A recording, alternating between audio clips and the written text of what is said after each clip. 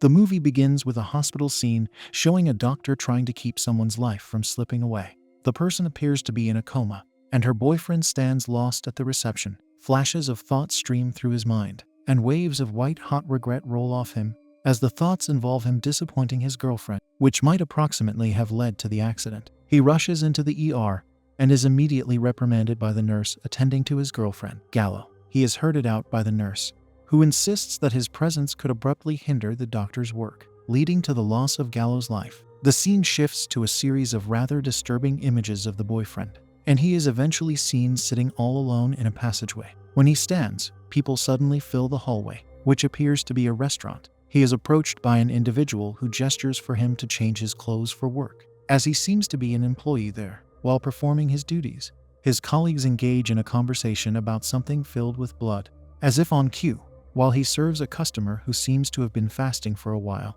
and is having an issue with the chicken. A raspy voice calls his name, inquiring where he's been. Astounded by this invisible voice asking him to come to it, he inches forward, trying to zero in on the mysterious voice, only to end up in the passageway he started from after the hospital. After trying to follow the voice, he always ends up where he started. After a while, the voice gets clearer, taking on a female sound. Suddenly, someone touches him, and he finds himself at a bar alone with a woman who serves herself a drink and gulps it down. He recognizes this woman and is at a loss for words.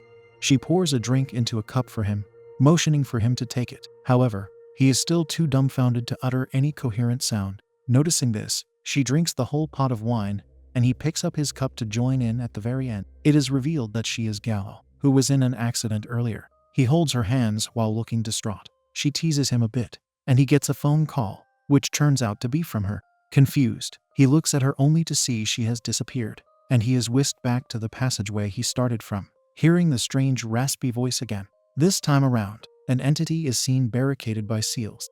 Ziggy, which is his name, is beckoned by this strange creature to free it from its prison. He sees Gallo again and starts chasing after her in a forest. He is jolted out of his delusions by someone he's apparently on a trip with, who takes his flask from him, admonishing him about drinking alcohol during their trip. His friend's name is Jayahao, and they are called by some other people they're traveling with. After they leave, the entity wearing Gallo's skin stares at them. Who exactly takes a trip to an uninhabited island for a vacation? Maybe someone with a few screws loose. Without any guide or expert, they all trudge along single file on a path, and Jayahao approaches the one who suggested the trip, telling him to ensure that next time they go somewhere, it should have phone coverage, and most of all be vehicle friendly. After taking pictures and walking a while, they all stumble upon a grove with different objects strung on the bamboo sticks. Out of sheer curiosity, Jayahao's wife reaches for a piece of jewelry she sees, and hears children's voices calling her mommy. At the same time, a great breeze rustles the shrine of the barricaded entity. Upon reaching their summit, the group is disappointed to find an abandoned outhouse and environment. The one who brought them confesses he just checked online and saw people all around and assumed that was how it would be. Disappointed and astonished faces look up at him and say nothing. Honestly, they should have whipped out belts and beaten him within an inch of his life. Things get more interestingly dangerous when the others all agree to leave and find a hotel to stay. The guy comes bearing news that the boat won't be around for another 2 days. After accepting the dire situation, they all move along to scour resources and check for other sceneries on the island. Unknown to them, the Gallo entity is keeping tabs on them, monitoring their every movement. The wife hears children's voices calling her mommy. Ziggy goes in search of something and finds the creature waiting for him. She warns him that the village doesn't welcome outsiders, and they should all leave before dark. After yelling at him to hurry, he shuffles out of the place to meet up with the rest. Ziggy is still wandering around the village. He reaches a house where everyone seems to camp at and meets someone else in the house who they call Brother Hua. Hua makes wine for them, and being inquisitive, they ask if he was the one who spread all the wine strewn along the village roads. Ziggy notices a room and opens it. Seeing a girl inside, Hua flips him outside, saying that it is his daughter's room. The others apologize and tell Hua they won't bother him anymore. They leave in the background, while Hua is overcome with flashbacks of people screaming while being assassinated. As darkness falls, despite the warning, Ziggy and the rest are still in the village. Ziggy's phone rings. The caller is revealed to be Gallo, but when he picks up, no one speaks. The rest check their phones for signal and get none. Ziggy admits to the others that he's been seeing his girlfriend since he arrived, and her hairpin suddenly appeared in his pocket. Jaihao's wife decides to help him determine the identity of his visitor. They all return to the house, and she draws a pentagram with stones, confident that before the flames burn out, Gallo will show herself if she is around. After lighting the fire, she starts chanting a spell to which Hua reacts vividly, dreaming about the villagers that met their demise, accusing him of their passings. The fire burns out, and nothing happens regarding summoning Gallo's spirit. The wife apologizes for getting his hopes up, and advises him to stop drinking so heavily. He explains that the flask belongs to his girlfriend, and he drinks because he feels so guilty and can't forgive himself. She then confesses that she envies him in some ways. He has a hairpin and flask to prove his girlfriend existed, but she lost a daughter that she can't even prove existed because she terminated her pregnancy. The lights go off in the house after Jiahao flips out on the last friend when he draws up some plans on how to leave the island. Startled, Jiahao flicks on his lighter while trying to open the door, and a shadow skirts around him, making him panic and frantically search around. His wife, trying to catch some lung cancer, lights up a smoke. After her first exhale, a voice calls to her to come play. Jiahao, still moving around in darkness, calls out to everyone, thinking it might be a prank. The lighter goes off, and when he tries to turn it on, it sputters every time. He tries to use the lamps in the room as well, but to no avail. Everything keeps dying out. He gets a jump scare when his lighter goes out for the last time. All around the house, strange things start happening as everyone hears voices in their minds, admonishing them or reminding them of the worst things they've done, or things they regret doing the most. Ziji is seen walking around the house after hiding from a shadow of an unknown thing earlier. He rushes towards a sound he hears, and after he leaves the place, the same creature he's been seeing all through is seen right behind where he stood. Jiahao escapes the room and runs into someone sitting on the ground, whom he calls his mother. How are these people so calm? They should be screaming their lungs out right now. The wife also runs into a child that calls her mother. It seems there's a mummy issue going on here. After seeing his mother, Jiahao sees a hot tub in which his younger self was bathed by his mother, which ultimately resulted in her slitting her wrists, blood filling the bathtub. His wife and her lost baby reunite, with the child asking why she was unwanted and terminated. Amidst grief and regret, the wife hugs the child and apologizes, saying she loves her. The child requests they play hide and seek, and she nods her head. They both run around, shouting at the top of their lungs. However, a grotesque scene unfolds as they play. Bodies strung on ropes hang from trees all around them. Jiahao, while viewing his mother's body in the tub, is seen eating a strange substance filled with blood with gusto, and eventually collapses on the ground.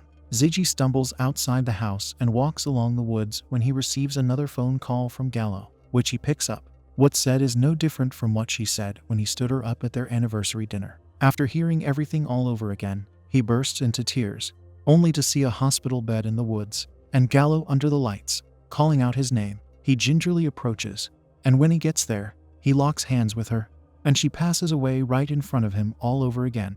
After the exchange, he hears a voice asking him to help release it from where it's locked. A veiled woman in red appears in front of him, wearing Gallo's face and sitting on the hospital bed. He raises the veil and jerks awake. It's daylight already when he wakes up, and the rest aren't doing so well. One of them has cut himself in multiple places and scratched a great portion of the walls. Ziji runs in, asking if Jiahao's wife came home last night. Noticing she didn't, they all file out to search for her. After walking a while, they run into her dashing towards them. To everyone's surprise, someone is chasing her, issuing fatality threats. After losing him, Ziji asks her where she was the night before. After she tells them, they all confess they also saw deceased people all through the night. Someone suggests they leave the island, but they're reminded of the no-boat issue, hereby being stuck and powerless.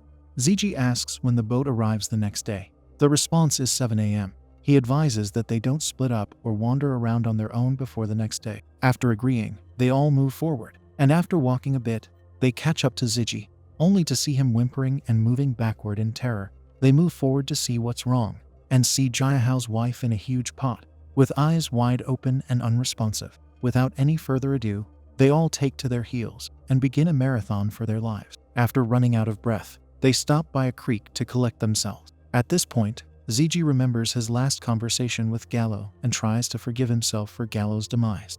Meanwhile, Jiahao's pants are being cleaned by the last friend. Apparently, he peed himself while running.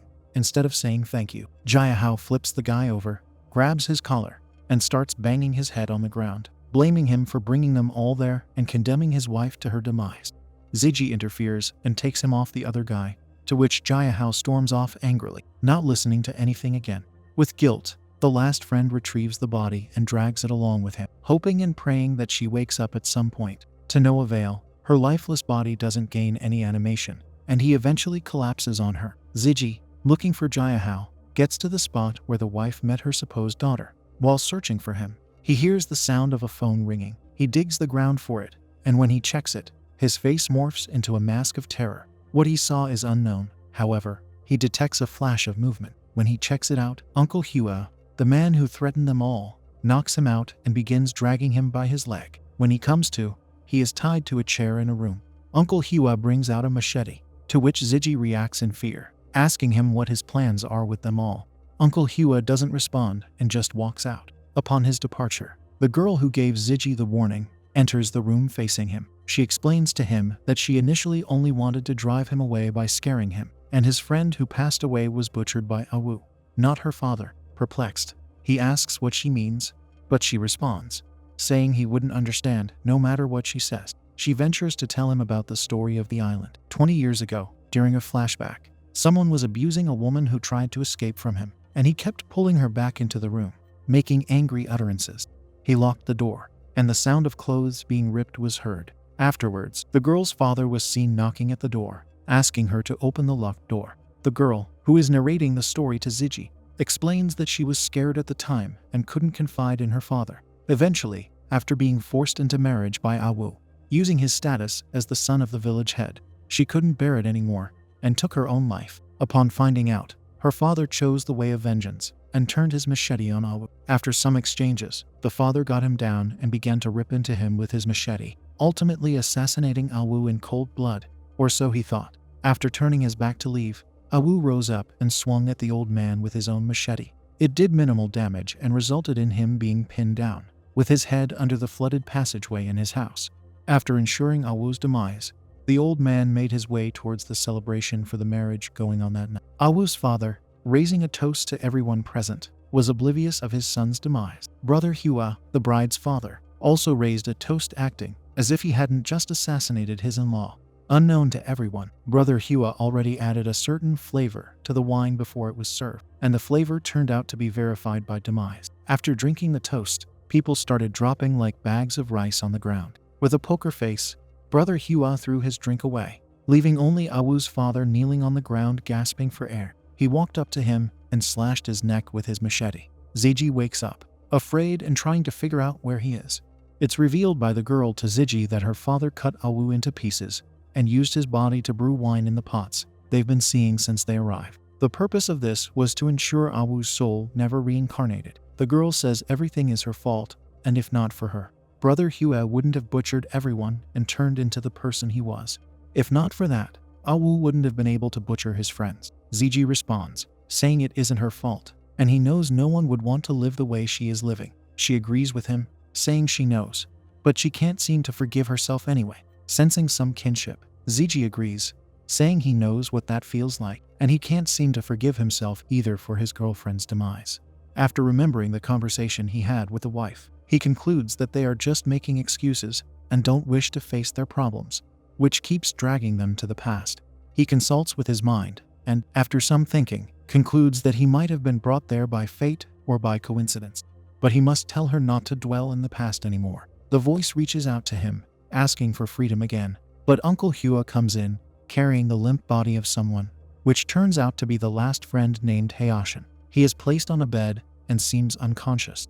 Uncle Hua advises Ziggy to not step out into the night again until he leaves the village. Ziggy, in turn, delivers a message to Uncle Hua from his daughter, who apologizes for everything. Ziggy explains that she never let him know she existed because she couldn't forgive herself. Confused, Uncle Hua runs to his daughter's room, demanding an appearance from her and pleading for her to show herself. He breaks down in tears, confessing he feels guilty as well and has been hoping she would reveal herself to him all this time. For some unknown reason, even after embracing him, he can't seem to feel her presence. Ziggy comes through for both of them, translating for the father and reminding him of their fondest memories together, which included her catching a grasshopper that escaped secretly. After finding out, she cried all night for her lost hopper. However, in the morning, when she opened her eyes, The whole bed was littered with grasshoppers that the father had caught to replace the one she lost. Hearing this, Uncle Hua breaks into tears, recalling all the time he spent raising her. After apologizing again, he says he is the one sorry for not protecting her well and being responsible for what happened with Awu and her demise. She responds, saying regardless of everything that's happened, nothing really matters. And the most important thing is that she was happy and proud to be his daughter. He makes a final request for her to move on from the plane she exists on and let go of all her memories and regret to find peace. He conveys this with a symbolic gesture, placing a grasshopper figurine in her hand. After the exchange, she asks him to take care of himself and moves on to the other side. Ziggy and Uncle Hua are seen drinking afterward. Hua explains to Ziggy how he trapped Awu's soul, which involved combining wolfsbane and other ingredients and mixing it into the wine that holds the soul. He further explains that Awu has been trying to disrupt his life throughout the years, but he can't leave the island to keep a watchful eye on Awu and prevent his escape. At this very moment, Jiahao is seen walking towards a huge pot that seems to contain the detained soul of Awu while dreaming about his mother, beckoning him to save her from captivity. Without any shred of thought or common sense, he starts shaking the pot to discard its contents and eventually breaks it, releasing an ethereal hiss. Afterward, he begins to vomit nothing but air and disappointment. When he finishes, something moves behind him, and Awu grabs hold of his face. How disappointing. Awu simply engages him in dialogue, wishing to use him to restore himself. Jiahao is later seen emerging from a gooey black substance, completing Awu's possession of his body. Worried about Jiahao, Ziggy motions to Uncle Hua that he wants to go look for his friend, but Hua shuts him down. Ziggy adamantly tries to proceed with his plan, and the possessed Jiahao intervenes, bursting into the house with a weapon. Hua draws his machete and points it at the possessed Jiahao. A fight ensues as Jiahao attacks and Hua defends himself by counter-attacking. Ziggy is nowhere to be found as the battle rages in the house, machete against hammer, each trying to land a solid hit. Jiahao gains the upper hand as Uncle Hua, no longer in his prime, is pinned to a shelf while Jiahao tries to choke the life out of him. Ziggy shows up, attempting to restrain Jiahao, but is shaken off like a mosquito with no effort. As Jiahao moves in for the final strike, he raises his hammer to end it, and Ziggy intervenes by grabbing hold of the hammer from behind. Unworthy of this foe, the possessed Jiahao, with a single movement, shrugs him off again, sending him flying across the room, trying to tie up loose ends. Jiahao moves to finish the work on Hua, but Hua dodges the strike expertly. Using brute strength, Jiahao flicks him against the wall, settling for choking him with the hammer's handle. Regaining his senses, Ziggy rushes to the scene and tries slamming a chair on Jiahao to no effect. He moves to pry the hammer from his hand and struggles immensely, while being smacked into the wall once again, and it's lights out. The two standing wrestle for control of the hammer, and in a battle of strength, the older man comes out on top, slamming the younger into walls and eventually into a room underground. The ruckus wakes Hayashin, while Uncle Hua is seen limping away for his life. Meanwhile, Jiahao makes his way toward the pots in the room, delivering his best manic laughter yet. As he navigates the room, Hua springs out of nowhere, stabbing him in the stomach, whereas Hayashin also approaches him and gets smacked on the head by the possessed Jiahao. Ziggy comes to help Hayashin, and Hua finishes the job by plunging his machete into Jiahao's heart. As Jiahao passes away, Hayashin too breathes his last, leaving a crying Ziggy holding his lifeless body and calling his name. Within his mourning, Awu possesses Ziggy as well, taking control of his body, picking up the hammer, and hitting Uncle Hua with it multiple times. Weakened, Awu speaks to him, blaming him for the demise of their village and all the young people. The only satisfaction being his demise would follow him to the other side, even when he meets his end. Helpless and defeated, Hua asks if Awu would let Ziggy go after he meets his end, but he doesn't give an outright answer. Fond of Ziggy and grateful for his help with his daughter, Uncle Hua takes his own life in the hopes that Ziggy would be released. After his demise, Awu refuses to let go of the body and takes Ziggy's life with a projectile stabbed into his throat. In the end, Ziggy reconnects with his deceased girlfriend's ghost, and they stay together.